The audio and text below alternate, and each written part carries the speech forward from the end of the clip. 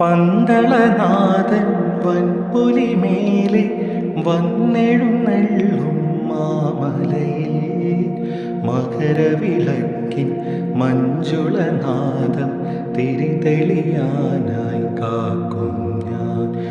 ഓദയാമയ പരാത്പരാശരണജപങ്ങളോടെ നിൽക്കവേ, ഓദയാമയ പരാത്പരാശരണജപങ്ങളോടെ നിൽക്കവേ, ഒരു നെയ്ത്തിരിക്കു പകരം എരിഞ്ഞു നരജന്മമെന്നുമുരുകും.